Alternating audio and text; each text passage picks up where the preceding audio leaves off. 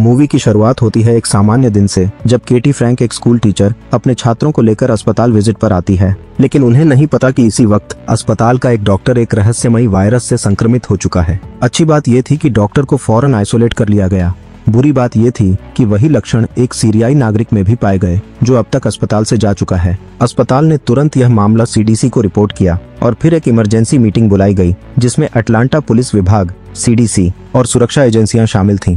इस ऑपरेशन की जिम्मेदारी दी गई लेक्स को, पुलिस का ईमानदार अफसर जो जोन के बाहर रहकर स्थिति को कंट्रोल करने की कोशिश करता है। शुरुआत में किसी को भी इस वायरस की गंभीरता का अंदाजा नहीं था, जब तक कि डॉक्टर लोमर्स, सीडीसी की उच्च अधिकारी और उनके सहयोगी डॉक्टर इस केस में नहीं आए। अब सबसे बड़ा सवाल था, उस सीरियाई व्यक्ति को जल्द से जल्द ढूंढा जाए। लेक्स ने यह जिम्मेदारी अपने सबसे करीबी दोस्त जेक को सौंपी, जो अटलांटा पुलिस में ही है लेकिन इस वक्त क्वारंटाइन जोन के अंदर फंसा हुआ है। जेक ने उस व्यक्ति को खोज लिया और उसे अस्पताल भेज दिया।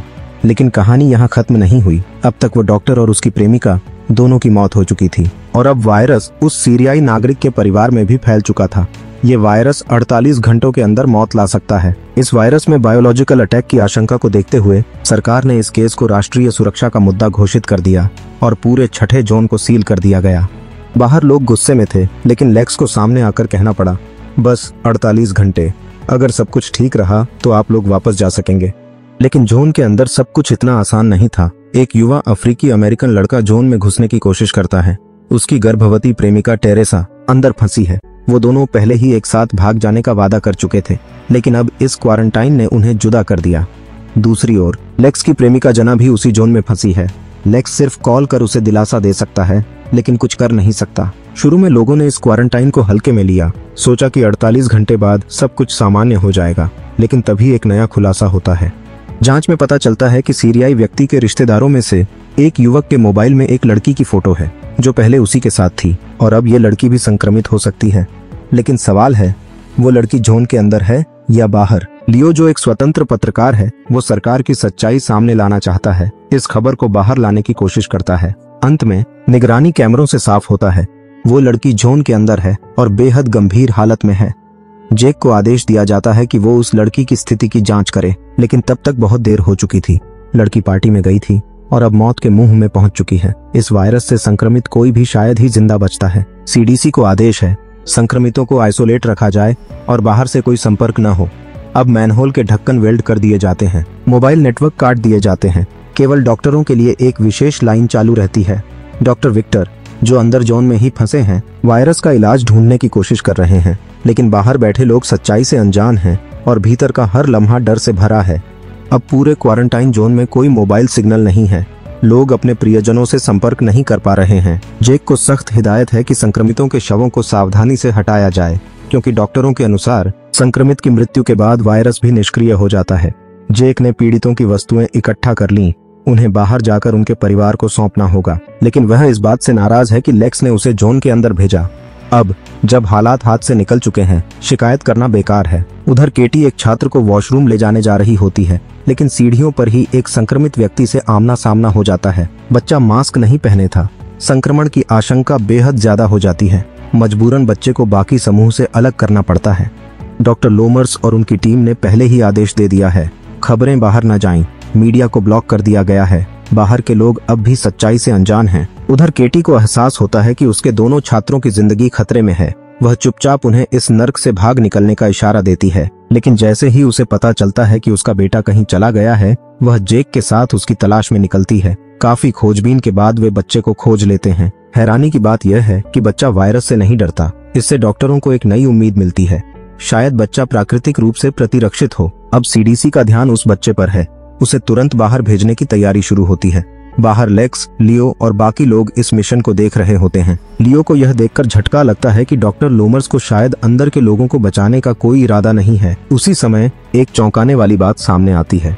पहला संक्रमित व्यक्ति वह सीरियाई नागरिक नहीं था, बल्कि एक व्यक्ति था जिसका नाम हेनरी था, जो अस्पताल में उसी महिला डॉक्टर से मिलने आया था जिनकी बाद में मौत हो गई।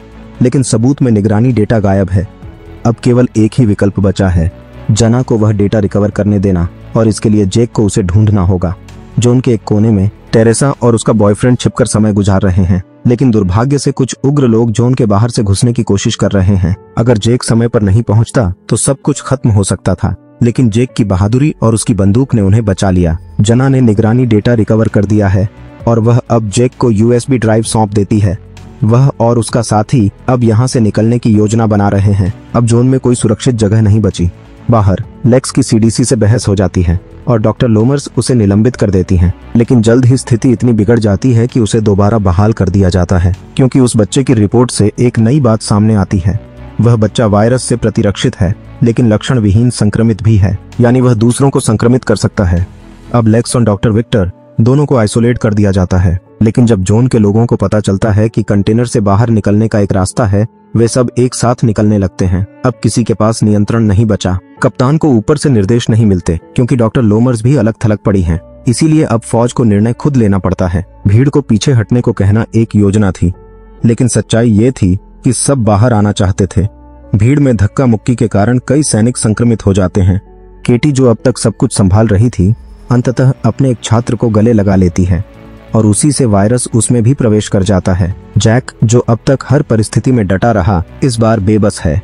केटी को बचाने के लिए हर कोशिश की गई, लेकिन डॉक्टर विक्टर और उनकी मेडिकल टीम सफल नहीं हो सके। उसकी मौत ने क्वारंटाइन क्षेत्र को और अधिक अंधकार में धकेल दिया। वही बिना लक्षण वाला लड़का, जो संभवतः वायरस के प्रति प्रतिरक्षित है, उसे वापस अंदर लाया गया। बाहर भेजना बेहद खतरनाक होता, क्योंकि वह लक्षण विहीन लेकिन संक्रामक हो सकता है।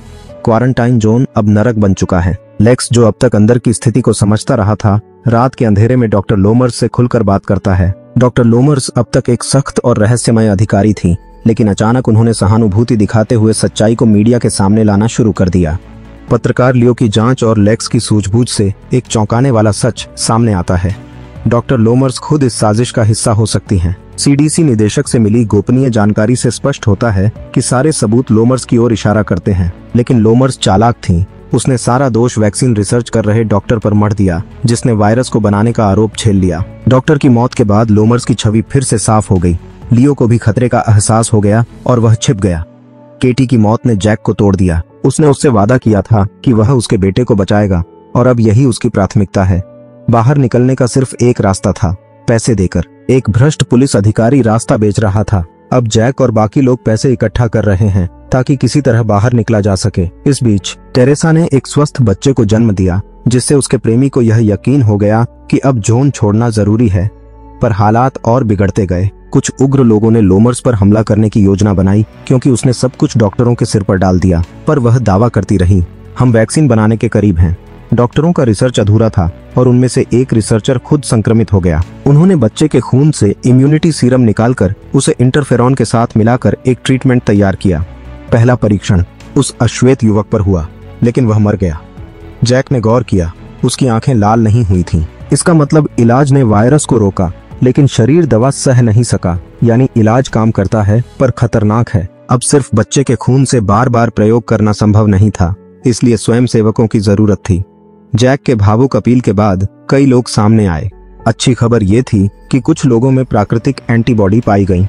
बुरी खबर ये थी कि बाहर की दुनिया ने क्वारंटाइन से बाहर निकलने का रास्ता ढूंढ लिया। अब स्थिति पूरी तरह नियंत्रण से बाहर है। डॉक्टर लोमर्स ने रास्ता उड़ाने का आदेश दिया, पर लेक्स ने समय खरीदने के लिए भीड़ को मनाने की रणनीति अपनाई। पर तभी उसे दिखा कि जना मुख्य रास्ते में है। उसकी मानसिक स्थिति डगमगा जाती है। लेक्स के पास अब सच्चाई उजागर करने का समय नहीं बचा। उसने यह जिम्मेदारी अपने पिता को सौंप दी, जो जानते थे कि पहला संक्रमित हेनरी नहीं, बल्कि एक वायरस शोधकर्ता था, जिसने शुरुआत में ही वायरस का रहस्य समझ लिया था। लेकिन उसकी रहस्यमय मौत सब बदल गई। डॉक्टर लोमर्स ने पहले संक्रमित शोधकर्ता की मृत्यु को छुपा लिया। इसके बाद उसने अनुसंधान केंद्र को दूसरी जगह स्थानांतरित कर लिया। अब हर चीज का नियंत्रण उसी के हाथ में था। लेकिन हेनरी, जिसे सबने दोषी समझा था, वह भी संक्रमित हो गया। सच्चाई यह थी कि यह वायरस एक जैव रासायनिक हथियार था, और इंसान वही करता है जो वह सबसे बेहतर कर सकता है, यानी अपनी ही विनाश की योजना। लेकिन जैविक हथियार होने का मतलब यह नहीं कि उसके लिए टीका भी बना हो। डॉक्टर लोमर्स की हरकतों से निर्दोषों की जान जा रही थी। जैसे ही ये बातें सार्वजनिक हुईं, डॉक्टर लोमर्स का असली चेहरा उजागर हो गया। अब लेक्स और जना और उनके सहयोगी गेट में प्रवेश करते हैं, एक नई उम्मीद के साथ। विश्वास है कि यह सुरक्षित क्षेत्र जल्दी ही सभी के लिए खुलेगा, पर उसके लिए सबको मिलकर काम करना होगा, तभी बदलाव संभव है। टीके का तरीका मिल चुका है। दरअसल कहानी में बहुत पहले ही यह संकेत मिलने लगा था कि यह वायरस किसी साधारण लैब रिसर्च का बदला हुआ रूप था, जो दुर्घटना या लापरवाही से लीक हो गया। अगर जैक, लेक्स और पत्रकार लियो और बाकी पात्रों की संयुक्त कोशिशें न होती तो शायद यह साजिश कभी उजागर न होती। डॉक्टर, जो सबका बलि का बकरा बना, वास्तव में हमेशा संक्रमितों को बचाने की कोशिश कर रहा था। और अंत में यह संदेश गूंजता है, आपदा में इंसान की असली फितरत सामने आती है, कभी स्वार्थ, कभी बलिदान, कभी साजिश और कभी सच्चाई के लिए लड़ाई। और इसी के साथ यह सीरीज का पहला सीजन यही खत्म हो जाता है। तो दोस्तों, अगर आपको ये कहानी अच्छी लगी हो तो वीडियो को लाइक और चैनल को जरूर सब्सक्राइब करें। ऐसी ही अनोखी और रहस्यमयी फिल्मों की कहानियां हम लेकर आते रहेंगे। तो मिलते हैं अगली मूवी में एक नई कहानी के साथ।